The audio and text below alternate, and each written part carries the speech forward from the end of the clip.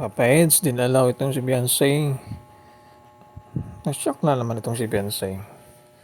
Grabe naman itong pagmamahal ni Papa Edo kay Beyonce. Hindi makatiis. Sa kabila po ng mga pangyayari dito sa EDC, sa EDC community, alam naman natin na mga nangyayari. Itong si founder Dr. Love, tsaka ito pong grupo ni Kapudi, meron yung hindi magandang ugnayan, samaan ng loob sa isa't isa. Kaya maraming nadamay. Pati itong si Papa Eds, piktado dito. Beyonce, piktado rin. Hindi rin nakaligtas sa mga baser. Kaya hindi rin matiis ni Papa Edo itong si Beyonce na hindi dalawin. Kaya gumawa siya ng paraan pang dalawin itong si Beyonce. Kabila ng mga nangyayari at mga pagsubok dito po sa EDC community ay hindi matitiis ni Papa Eds itong si Beyonce. Muling dinalaw at namusta ay natid itong si Beyonce. Tapos sa live selling ay karoon ng bonding moments itong dalawa. Lalo na ito pong tindahan ni Papa Eds. Bagong business itong si Papa Edo. At si Beyonce isa sa mga special dahil doon po ang pangalan ni Beyonce sa tindahan ni Papa Edo. Itong pagmamahalan ng dalawa ay sinusubok sa ngayon. Dito natin masusubukan at malalaman gaano katatag itong dalawa sa gitna ng mga subok na kanilang kinakaharap. Dito natin masusubukan gaano katatag itong pagsama ng dalawa. Dahil sa kaguluhan sa community, kung mawala man itong love team, hindi apektado itong pagtitinginan at pagmamahalan ng dalawa. Dahil sila pa rin sa totoong buhay, sila ang tunay na nagmamahalan. Kahit wala na sa serye, sa totoong buhay sila naman na magtiis. Itong si Papa Eds, kahit anong mangyari, antayin niya si Beyonce mga magtapos ng pag-aaral at willing siyang isakripisyo ang lahat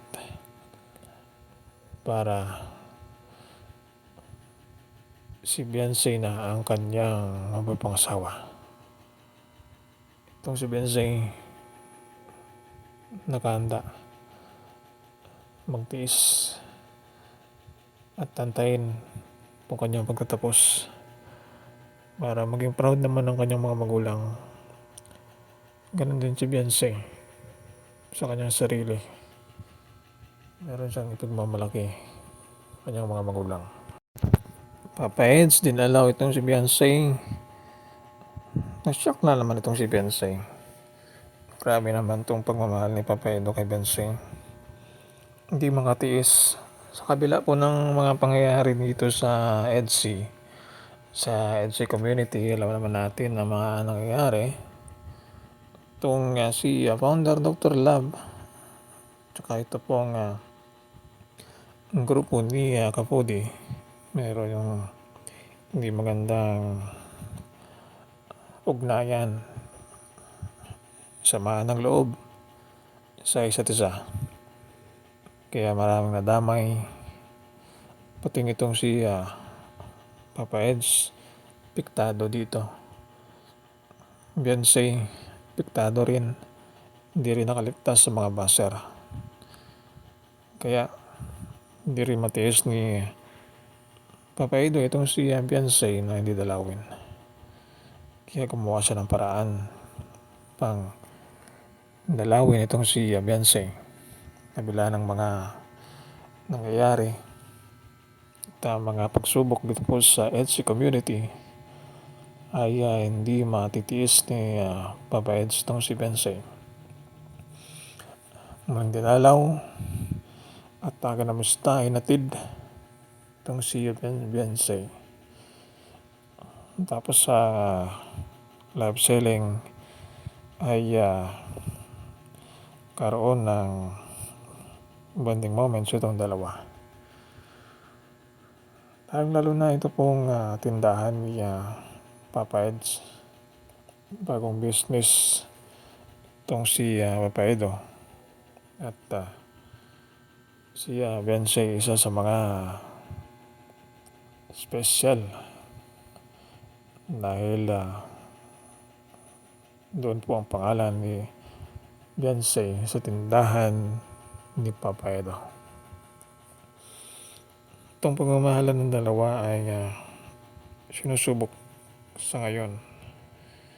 Dito natin masusubukan at malalaman gaano katatag itong dalawa sa gitna ng mga subok na kanilang kinakaharap.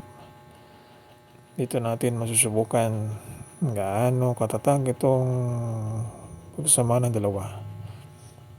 Dahil sa kaguluhan sa community, kung mawala man itong love team, hindi apektado itong pagtitinginan at pagmamahalan ng dalawa. Dahil sila pa rin sa totoong buhay, sila ang tunay na nagmamahalan. Kahit wala na sa serye,